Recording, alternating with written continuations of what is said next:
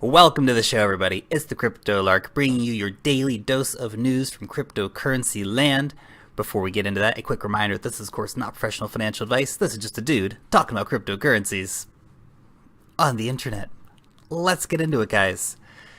Still a lot of red in the market. Bitcoin staying just above 7,000 for the moment. The big mover and shaker, though, in the past couple of days has been Mithril, decentralized social network being started out of East Asia.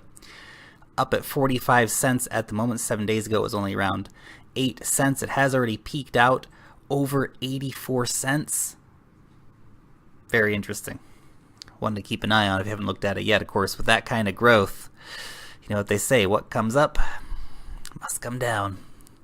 Over in Thailand, Thailand approves draft decree on crypto. Now, of course, this is a lot of the things that we would normally expect to see from a government decree on cryptocurrencies. Main ideas: the new law to comprehensively regulate cryptocurrencies and digital tokens is necessary to prevent money laundering, tax avoidance, and crime. Cool. The new law is not meant to prohibit cryptocurrencies, initial coin offerings, and other digital asset-related translations, but to protect investors. That's pretty typical, and that's also good. That means they're not cracking down on cryptocurrencies in Thailand. They're not going to outlaw ICOs in Thailand. They just want to make sure that they get their cut via taxes. Unsurprisingly.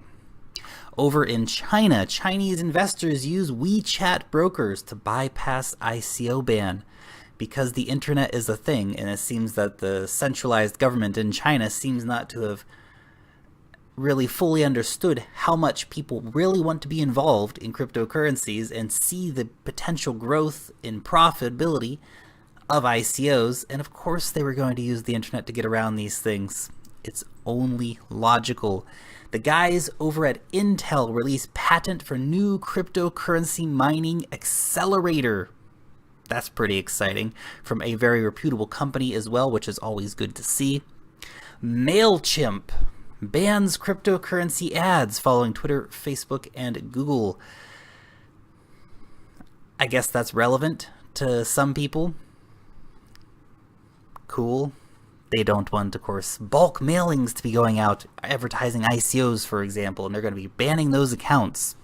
More censorship from the centralized internet. Good work, MailChimp. Telegram bringing in $1.7 billion in 2 rounds for their ICO. That is a crazy amount of money. Wow.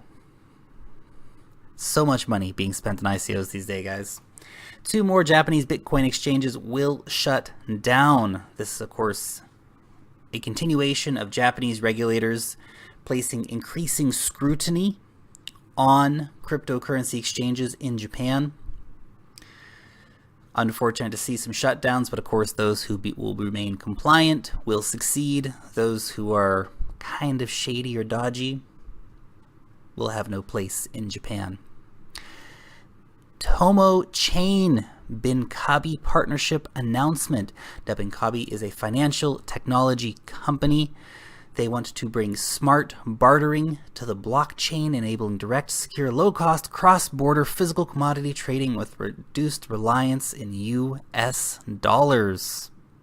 Pretty cool, particularly focused on the agricultural industry. This is another great partnership for the guys over at Tomo Chain. We also have the first project coming out called Big Bomb, which will be using Tomo Chain's technology. So really exciting times for them. Ubiator ICO has postponed. Now this is not something surprising. We've seen a few ICOs postponing, trying to wait for better market conditions to bring their ICOs out. Seems kind of silly though to me. You'd think you'd want to have an ICO now and raise $30 million while Ethereum's cheap, and then in 6 months' time you'll have way more money. But that's just how I think. I'm not an ICO. What are you going to do? Over at IDO as well, they are, of course, getting ready to be bringing out that DEX. This is an interview where they talk about how that's going to be moving forward. We're waiting, IDO. High Performance Blockchain launches their Testnet Fantastic. Zilliqa launches their testnet. Excellent. Very good to see these guys getting involved in the game. Of course, their main nets cannot come soon enough. Kyber Network and ETHLend partnering up. Kyber Network will be helping ETHLend provide, of course, liquidity to have those interesting loaning pairs. Life ID has released the Self-Sovereign Identity Bill of Rights. This is a really good read if you want to come over here and check it out. But just to give you a few of the highlights, individuals must be able to establish their existence as a unified identity online and in the physical world. Individuals must have the tools to access and control their identities. The platforms and protocols in which self-sovereign identities are built must be open and transparent. Users must have the right to participate in the governance of their identity infrastructure. Identities must exist for the life of the identity holder. Identities must be portable. Identities must be interoperable. Individuals must consent to the use of their identity. Disclosure of verified claims must be minimized. And finally, the rights of identity holders must supersede any other platform or ecosystem entities. That's really cool. I like it. Good work, Life ID guys. And finally, the guys over at Dragon Train are going to be launching their commercial platform. Great news for Dragon Chain, a project which is only moving from strength to strength. That's all for the news for today. Long live the blockchain, and peace out till next time.